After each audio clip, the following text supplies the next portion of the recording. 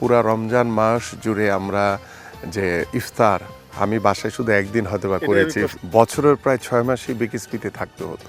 মোটামুটি তো 1 মাসের মতো হয়ে যাচ্ছে আপনি দায়িত্ব নিয়েছেন, বা 1 মাস হয়ে গেছে ইনফ্যাক্ট। স্পোর্টস মিনিস্ট্রিটা আপনি বেশ ভালোভাবেই সামলাচ্ছেন, আমরা দেখছি খুব ব্যস্ত। আপনার হোম মিনিস্ট্রির কি অবস্থা, অর্থাৎ বাসার কি অবস্থা? এতটাই ব্যস্ত থাকছেন, বাসায় কি একটু চাপে আছেন কিনা? মাঝে মাঝে একটু আফসোস করে বলে যে সময় দিচ্ছ না, আবার পরক্ষণেই বলে যে না ঠিক আছে তুমি অনেক ব্যস্ত, বাস্তবতা বুঝি। পুরা রমজান মাস জুড়ে আমরা যে ইফতার আমি বাসায় শুধু একদিন হয়তো বা করেছি, বাসায় ইফতার একদিন করেছি। তারপরও আমার বাসার মানুষের কোনো আক্ষেপ নেই।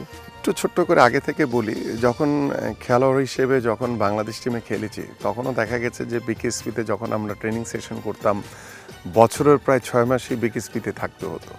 সো আগে থেকে কিন্তু আসলে আমার বাসার প্র্যাকটিসটা হয়ে আছে। তারপর ধরুন দীর্ঘ 17 বছর রাজনীতিতে যোগদানের পরে স্বৈরাচারের ফেসিবাদের বিরুদ্ধে আন্দোলন সংগ্রাম করতে গিয়ে অলমোস্ট আমরা সবাই ঘর ছাড়া, শুধু আমি না, আমার মতো হাজার লক্ষ লক্ষ নেতাকর্মীরা তারা ঘর ছাড়া ছিল।